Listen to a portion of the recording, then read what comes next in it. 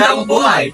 Welcome to Nestle Wellness Campus! Sarap sustansya, focus competition! Kami ay mula sa Capital Edith Reyes Integrated School. At ang inyong kalutos-eskwela. At makasama sa session na ito. Join us now sa exciting at rewarding experience na ito kasama ang ating Nestle Maggi Products na mas lalo magpapasarap sa ating mga lutuin. Alam niyo po ba na sa tulong ng DOST, FNRI or Food and Nutrition Research Institute ay magagawa tayo ng Pinggang Pinoy na puno ng food group. Tama ka dyan! Sila ay research arm ng gobyerno na tumutulong labanan ang malnutrition. Pero teka, ano nga ba ang Pinggang Pinoy? Uy, teka, alam ko yan. Ang Pinggang Pinoy ay dinevelop ng DOST, FNRI upang mas madali nating malaman kung anong kailangan kainin at gaano karaming pagkain ang nasa isang pinggan. Laging tatandaan na, balansi dapat ito sa sarap at sustansya. Agree ako dyan!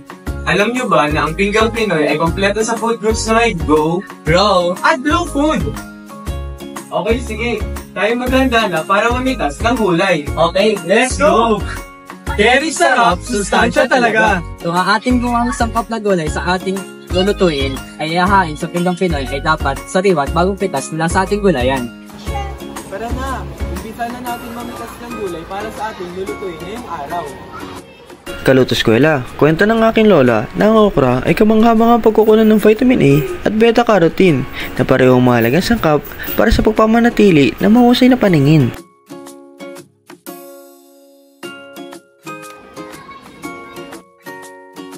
At ngayon, ito na po ang mga gulay natin mula sa gulayan sa paaralan.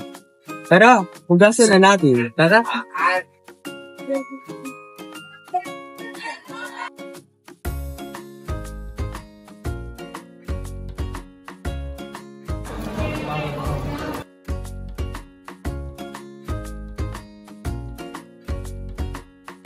Ngayon, papasarapin natin ng healthy na pagkain. Tandaan na, hindi lang basta masarap, kundi healthy rin. O sige, umpisahan na natin. Ngayon, uunahin muna natin ang dessert. Mango and banana gelatin salad. At ngayon, ang ating mga sangkap ay gelatin, sago, at sa ating mga prutas ay lakatan na banana, mango, at condensed. At syempre, hindi mawawala ang pagmamahal ko sa kanya. Ha? Ay, hindi! Ang Nestle Cream! Mga kalutos-eskwela, alam niyo po ba na ang saging ay nakakapagpababa ng blood pressure at maaari rin itong panlaban sa cancer? At ngayon, tapos na natin iwain ng mga ingredients. Para na paglalawaluin natin sila. Alam niyo rin po ba na ang mangga ay nakakapagpalinaw ng mata at maaari ka ding makaiwas sa sakit ng puso at stroke kapag kumain ka nito?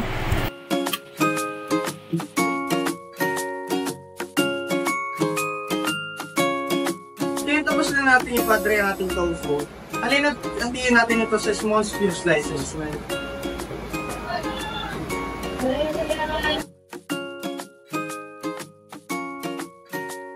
At ngayon, gamit tayo ng air fryer sa ating tofu para mas healthy ito. Mga kalutos-eskwela, alam niyo po ba na ang benefits ng tofu sa atin ay maaaring pababain ng ating blood pressure? Kasabay din ito, makakuha din tayo ng iba't ibang nutrients na galing dito. Kaya nga mamaya, isasawag natin ito sa ating pinakbet. Papainitin natin sa loob ng 180 Fahrenheit sa loob ng 15 minutes. At ngayon, ipapadry na natin ang bangus fillet. Kalutos-eskwela, alam niyo po ba na sa salitang Ingles ang bangus ay may fish? Dahil ito, ang parts nito ay mayaman sa protein at omega-3. Alalasahin din po ito bilang gatas. At ngayon napadry na natin ang bangus fillet, kunin na natin ang magpapasarap sa ating lutuin, ang Maggi Magic Sarap. Ngayon, gagamitin na natin ang air fryer para mas healthy ang ating fried fillet bangus. Ganting natin. Alam nyo ba na ang air fryer ay less oil than deep frying, less fat and more flavor, nagbibigay ng crispy and crunchy texture, fast and easy cooking, at easy to clean.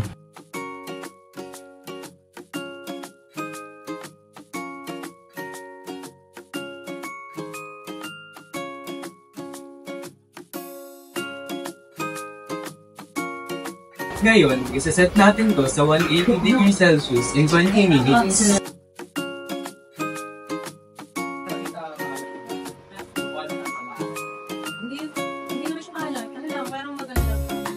Ngayon mga kaloto-eskwela, natapos na natin ang Grow Foods at Go Foods. Ngayon umpisa natin ang Grow Foods, ating gulay, ang pinakbet. Ngayon kaloto-eskwela, marami nagtatanong, mapait daw ang kanilang ampalaya. So ngayong araw, tuturuan ko kayo kung paano tatanggalin ang pait sa ampalaya. Una, bagburan po natin ng asin ang ating ampalaya.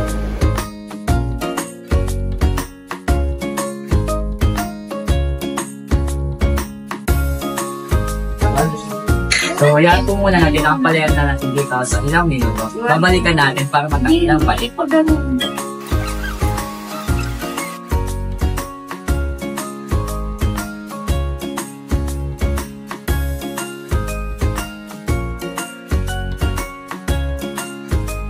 Tandaan, tayo ay dapat gumamit ng kalidad na ingredients at seasoning sa ating mga lutuing pagkain gaya ng Maggi Magic Sarap.